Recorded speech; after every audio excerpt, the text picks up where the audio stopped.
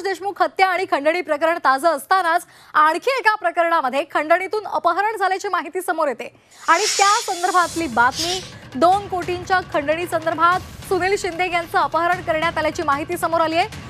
पवनचक्की company Avaada खंडणी प्रकरणाची CID कडून चौकशी सुरू आहे आणि या चौकशीतून ही माहिती समोर आली आहे। 28 मे 2024 ला गावठी कट्टा दाखवून त्यांचं अपहरण झालेलं होतं। रमेश घुले आणि त्यांच्या 12 साथीदारांनी मसाजोग परिसरातून हे अपहरण केलेलं असल्याचं एफआयआर मध्ये नमूद करण्यात आलंय। सुनील शिंदे यांच्या साथीदारांसह केज गेस्ट हाऊस मध्ये जेवायला जात होते आणि यावेळेला एका गाडीनं त्यांच्या गाडीला थांबवलं। त्यातून काही लोक खाली उतरले आणि गावठी कट्टा दाखवून सुनील शिंदे यांना त्यांच्या गाडीमध्ये बसवलं। एका हॉटेलमध्ये घेऊन ते गेले आणि तिथे त्या हॉटेलचं शटर लावून पवनचक्की संदर्भातील रस्त्यांचे आणि इतर कामं आम्हाला दिलेली नाहीत तर महागात पडेल अशी धमकी सुद्धा दिलेली होती। तसंच आमच्या या भागामध्ये आमची परवानगी शिवाय कुठलंही जमीन अधिग्रहण कसं करताय असा सवाल सुद्धा त्यांनी विचारला। तुम्हाला यासाठी 2 कोटी रुपये खंडणी द्यावी लागेल असं रमेश घुले आणि त्याच्या साथीदारांनी म्हटलेलं होतं, असं पोलिसांनी आपल्या तक्रारीमध्ये नमूद केलेलं आहे। जर त्याच वेळी कारवाई केली असती तर देशमुख हत्या प्रकरण घडलंच नसतं असं सुद्धा म्हटलं जाते। या संदर्भात अधिक माहिती घेणार आहोत आमचे प्रतिनिधी विशाल करोळे यांच्याकडून। विशाल, सुनील शिंदे यांचं अपहरण झालेलं होतं, जर वेळीच पोलिसांनी पावलं उचलली असती तर देशमुख हत्याकांड घडलंच नसतं। काय संपूर्ण हे प्रकरण आहे नेमकं? श्वेता, सुनील शिंदे हा अवादा कंपनीचा प्रोजेक्ट मॅनेजर आहे आणि पवनचक्की जे उभारण्याचं काम मसाजोग आणि परिसरात सुरू होतं तिथे याच्या निगराणीखाली हे सगळं काम सुरू होतं। 28 मे 2024 ची ही घटना आहे। सुनील शिंदे आपल्या कार्यालयात काम करत होते आणि जेवायला केजकडे निघाले आणि मसाजोगच्या टोल नाक्यावर तिथे ते जात होते।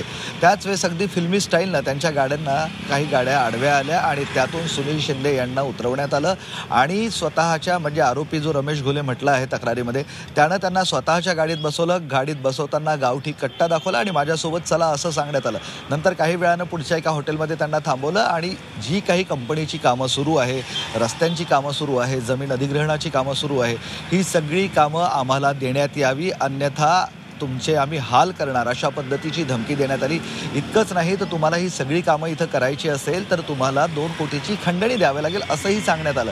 त्यामुळं जमीन अधिग्रहण अधिकाऱ्याला भेटायला सुनील शिंदे आणि रमेश घुले हे आरोपी भगवानगडाजवळ गेले। तिथं जमीन अधिग्रहण अधिकारी आला, मात्र त्यांच्यासोबत पोलीस होते हे पाहून रमेश घुले आणि इतर 12 आरोपी पळून गेले आणि त्यानंतर या सगळ्या प्रकरणाची 29 मे 2024 ला केज पोलीस ठाण्यात तक्रार देण्यात आली आणि त्याची एफआयआर सुद्धा नोंद झालेली आहे। म्हणजे खंडणीचं प्रकरण हे गेल्या वर्षी एप्रिल मे महिन्यापासून सुरू होतं असं आपल्याला म्हणता येईल। कदाचित पोलिसांनी त्याच वेळी या प्रकरणामध्ये कठोर कारवाई केली असती, खंडणी मागणाऱ्यांना जेरबंद केलं असतं तर हा सगळा वाद डिसेंबर महिन्यापर्यंत आला नसता। त्यानंतर संतोष देशमुख यांच्यासोबत कदाचित हा वाद झाला नसता आणि हे सगळं प्रकरण टळलं असतं, घडलंच नसतं अशा पद्धतीची आता चर्चा सुरू आहे। मात्र पोलिसांनी एप्रिल मे महिन्यामध्ये दुर्लक्ष केलं, थातुरमातुर कारवाई केली आणि त्याच्यानंतर हा सगळा वाद वाढत गेल्याचं आपण पाहिलेलं आहे।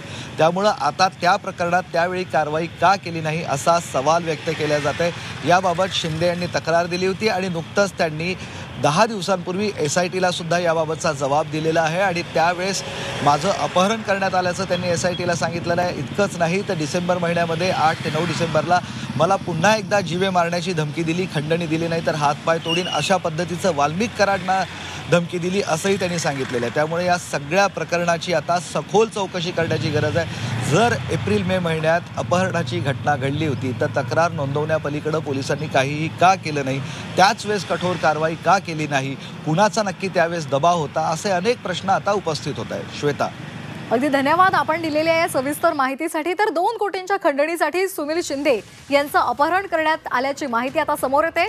पवनचक्की कंपनी अवादा खंडणी या प्रकरणाची सीआयडी कडून चौकशी सुद्धा सुरू आहे आणि या चौकशीमधूनच ही माहिती समोर आली आहे।